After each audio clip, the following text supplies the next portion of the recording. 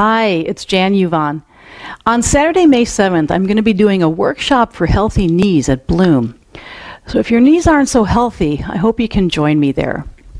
What we're going to be doing is, one, we're going to be talking about typical yoga postures in which I see a lot of misalignments quite often with my students that are potentially injurious to the knee, especially long term, right? So what we're going to be doing is focusing on some of those postures and ways to be able to modify and come into variations of those postures that are going to be healthy for the knee and keep the knee safe and injury free.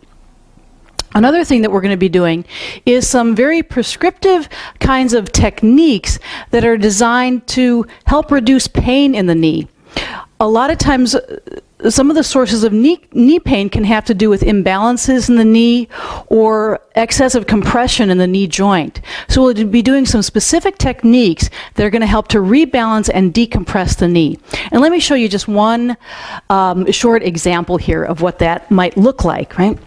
So what we can do is we can take a blanket and we'll unfold it to about a quarter size, right? Fold.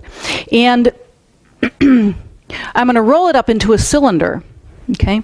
So I'm not going to roll it up completely. I want to make a fairly tight cylinder, but I don't want to roll it up completely because I don't want that cylinder to be too thick, okay? And then we're going to come around and standing on the knees, I'm going to kind of straighten my legs a little bit here so I can really get that blanket right up into the back of the knee joint there. Yeah, really want to get it tight right up into the back of the knee joint. And then I'm going to sit back, right? And sit back on my heels, yeah? So my butt is not actually touching my heels, and that's fine. It doesn't have to. For most of us, it won't.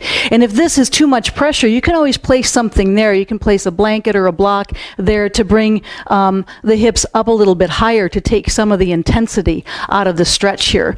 But what this is doing is this blanket is actually acting like a fulcrum, right?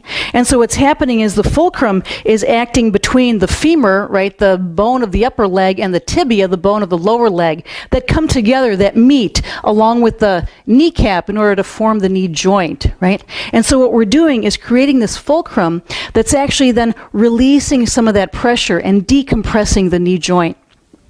So this is just one way that we're going to look at techniques that are going to help keep your knees safe and also help reduce pain in the knees. So I hope you can join me.